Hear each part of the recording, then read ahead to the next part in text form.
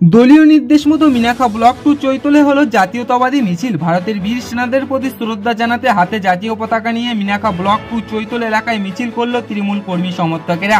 ভারতের বীর সেনাদের প্রতি শ্রদ্ধা জানাতে এবং দেশের প্রতি আরো ভক্তি বাড়াতে তৃণমূল নেত্রী মমতা বন্দ্যোপাধ্যায়ের নির্দেশ মতো রবিবার বিকাল 4টে নাগাদ মিনাখা ব্লক 2 চৈতল কার্যালয় অফিস থেকে পায়ে হেঁটে হাতে জাতীয় পতাকা নিয়ে চৈতল হাই স্কুল পর্যন্ত জাতীয়তাবাদী মিছিল করল তৃণমূল কর্মীরা। এদিনের এই মিছিলে পা মেলায় শত শত তৃণমূল কর্মী সমর্থকেরা।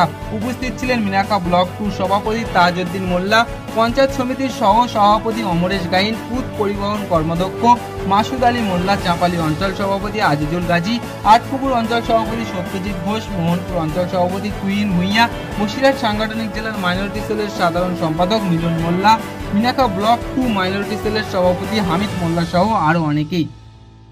আজকের যে কর্মসূচি ছিল, আমাদের মুখ্যমন্ত্রী সারা রাজ্যে আমরা যারা তৃণমূলের সৈনিক হিসেবে আছি এবং সাধারণ মানুষ হিসেবে আছি, আমাদের দেশে এবং পাকিস্তানের সঙ্গে যে যুদ্ধটা হলো, সেই যুদ্ধে পাকিস্তানের জঙ্গিদেরকে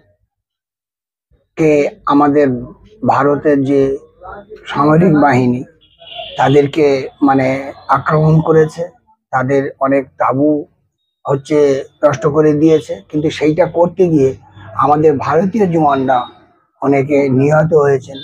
সেই ভারতের জওয়ানরা যে নিহত হয়েছেন তার জন্যে আমাদের রাজ্যের মুখ্যমন্ত্রীর নির্দেশ মতো মিনাখা ব্লক 2 এর সভাপতি মাননীয় তাজউদ্দিন সাহেব আজকে আমাদের চৈতল ঘাট পার্টি অফিস থেকে চৈতল পল্লীমঙ্গল হাই স্কুল পর্যন্ত একটা সাধারণ মানুষকে নিয়ে আমাদের জাতীয় পতাকা ঘাড়ে নিয়ে তাদের আত্মার শান্তির জন্য একটা মিছিল করেছে।